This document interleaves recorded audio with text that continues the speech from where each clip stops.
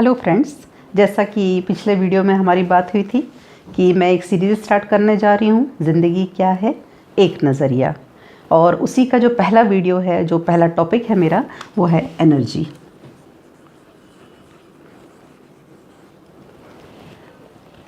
मैं विज्ञान विषय से हूँ और मैं जिस टॉपिक पे बात करने वाली हूँ, यानी कि मेनली ज़िंदगी क्या है, वो कहीं ना कहीं आध्यात्म से जाके जुड़ता है।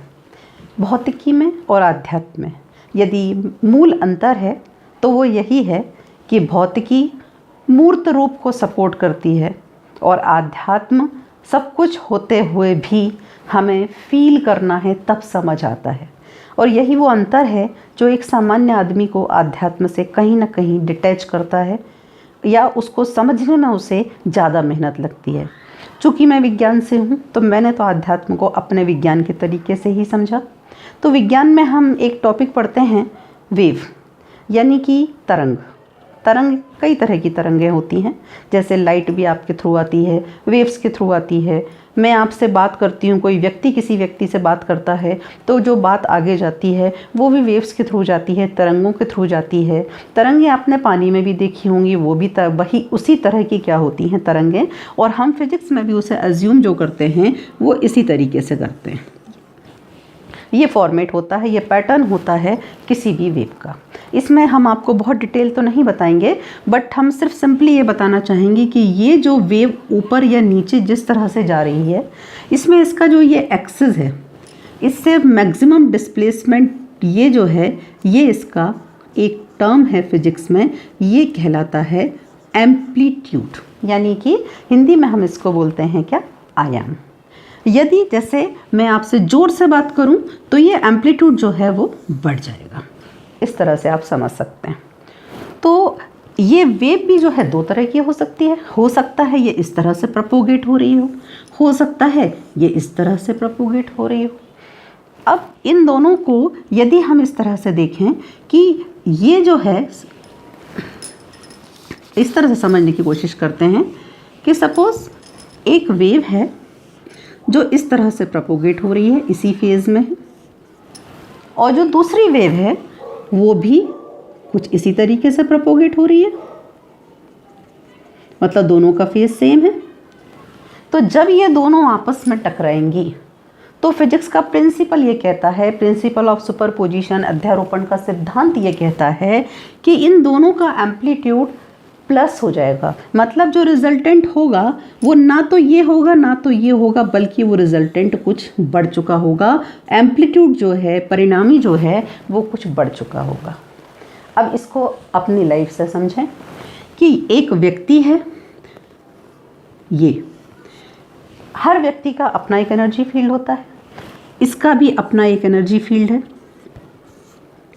और एनर्जी फील्ड में एनर्जी जिस रूप में प्रोपोगेट होती है वो है वेव। दूसरा एक व्यक्ति है, उसका अपना एक सेपरेट एनर्जी फील्ड है, और उससे भी जो एनर्जी प्रोपोगेट हो रही है वो भी किस फॉर्म में हो रही है, वेव फॉर्म में हो रही है। माना कि ये दोनों व्यक्ति सकारात्मक हैं, दोनों का जो नज़रिया है ज़िंदगी के प्रति वो सकारात्मक है, तो निश्चय ही दोनों का फेस क्या होगा, सेम होगा।